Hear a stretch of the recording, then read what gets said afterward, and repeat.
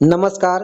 आप देख रहे हैं NCERT class 6 history line by line प्रश्न। आज करेंगे चैप्टर 5 राज्य, राजा और एक प्राचीन गणराज्य। तो पहला प्रश्न है, लगभग 3000 साल पहले लोग राजा कैसे बनते थे? तो अश्वमेध यज्ञ करके और बड़े यज्ञों में प्रतिष्ठित होकर पहले लोग 3000 साल पहले राजा बनते थे। अश्वमेध यज्ञ में कौन सा जानवर मुख्य होता था? तो घोड़ा होता था मुख्य। अश्वमेध यज्ञ में यदि किसी अन्य राजा ने घोड़े को रोका तो क्या होता था? तो उस राजा से यज्ञकर्ता राजा से लड़ाई करनी पड़ती थी। अश्वमेध यज्ञ में आमंत्रित सभी राजा क्या लाते थे? तो उपहार लाते थे। यज्ञ में राजा कहाँ बैठता था? राजा राज सिंहासन या बाघ की खाल के विशेष आसन पर बैठते थे। युद्ध क्षेत्र में राजा का सहचर कौन होता था? तो उसका सारथी राजा का सहचर होता था। अश्वमेध यज्ञ में राजा की रानियों और पुत्र क्या करते थे? छोटे छोटे अनुष्ठान करते थे। यज्ञ में उपस्थित के आधार पर पेशे के अनुसार कौन कौन वर्ग शामिल होते थे? तो इसमें ब्राह्मण, क्षत्रिय, वैश्य, शूद्र शामिल होते थे। ब्राह्मणों का काम क्या था? तो वेदों का अध्ययन, अध्यापन और यज्ञ कराना ब्राह्मणों का काम होता था। क्षत्रियों का काम क्या था? युद्ध करना और लोगों की रक्षा करना क्षत्रियों का काम था। वैश्यों का काम क्या था? खेती करना, पशुपालन और व्यापार करना वैश्यों का काम था। शूद्रों का काम क्या था? तो शूद्रों का काम ब्राह्मण, क्षत्रिय और वैश्यों का सेवा करना था। तीनों वर्गों की सेवा शूद्र करते थे। चित्रित धूसर पात्र किसके लिए उपयोग किए जाते थे? तो खास मौके पर महत्वपूर्ण लोगों को भोजन परोसने के लिए चित्रित धूसर पात्र का प्रयोग करते थे। जनपद का शाब्दिक अर्थ क्या है? जन के बसने की जगह या जनता के बसने की जगह को हम जनपद कहते हैं। दिल्ली, मेरठ, एटा के पास किन पुरास्थलों की खुदाई हुई? तो पुराना किला, हस्तिनापुर, अतरंजी खेरा की खुदाई हुई थी। इन पुरास्थल में कौन कौन सी फसलें उगाई जाती थी? तो यहाँ पर गेहूं, जौ, चावल, दालें, गन्ना, तिल, सरसों उगाया जाता था। चित्रित धूसर पात्र किस प्रकार के होते थे? पतले, चिकने और सुंदर सतह वाले चित्रित धूसर पात्र होते थे। चित्रित धूसर पात्रों पर किस प्रकार की आकृतियां होती थी? सरल रेखाएं या ज्यामितीय आकृतियां होती थी। लगभग कितने साल पहले कुछ जनपद महाजनपद कहलाए? तो लगभग 2500 साल पहले कुछ जनपद महाजनपद कहलाया। महाजनपदों की अधिकांश राजधानी में क्या होती थी? लकड़ी, ईंट या पत्थर की ऊंची दीवारें होती थी। महाजनपदों के किले क्यों बनाए गए?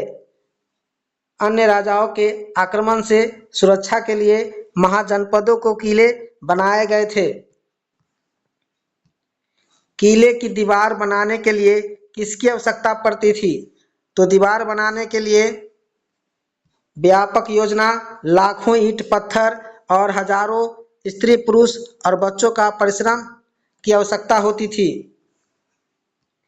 कौशाम्बी किले की दीवार कहाँ मिली? उत्तर प्रदेश के इलाहाबाद के पास।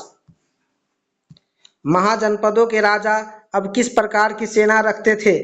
तो सिपाहियों को नियमित वेतन देकर पूरे साल रखते थे। सिपाहियों का वेतन किस रूप में दिया जाता था? सिक्कों के रूप में।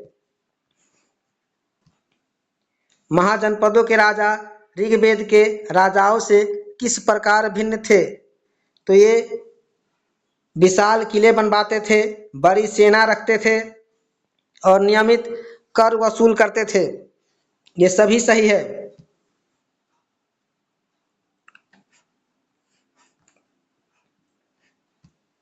महाजनपदों में कर किस पर लगाया जाता था? तो फसलों पर, कारीगरों पर, पशुपालक और उनके उत्पादों पर, व्यापारियों के सामानों पर, आखेटकों और संग्राहकों से जंगल की वस्तुओं पर, सभी पर कर लगाया जाता था। कृषि में महाजनपदों के युग में कौन सा परिवर्तन हुआ? तो ये परिवर्तन, हल के फाल अब लोहे के बनने लगे, कठोर जमीन को आसानी से जोता जा सकता था, धान के पौधे का रोपण शुरू हुआ। सभी सही है। धान की पौधे तैयार करके रोपण करने का क्या लाभ हुआ? पैदावार ज्यादा होने लगी। राजा इन कृषि परिवर्तनों को प्रोत्साहित क्यों करते होंगे? अधिक उपज और साम्राज्य की समृद्धि के लिए राजा ने प्रोत्साहित करते होंगे। मगध जनपद की प्रमुख नदियां कौन सी थी? गंगा और सोन। मगध की नदियां किस कार्य के लिए महत्वपूर्ण थी? तो मगध की नदियां यातायात, जल वितरण और जमीन को उपजाऊ बनाने के लिए महत्वपूर्ण थी। मगध के जंगलों में पाए जाने वाले हथियारों का उपयोग किसके लिए होता था? सेना में और घर, गाड़ियां, रथ बनाने के लिए लकड़ी निकालने में प्रयोग करते थे। मगध में लौह अयस्क की खदानों का उपयोग क्या बनाने के लिए होता था? मजबूत औजार और हथियार बनाने के लिए होता था।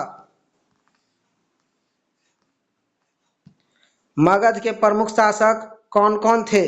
बिंबिसार, अजातशत्रु थे।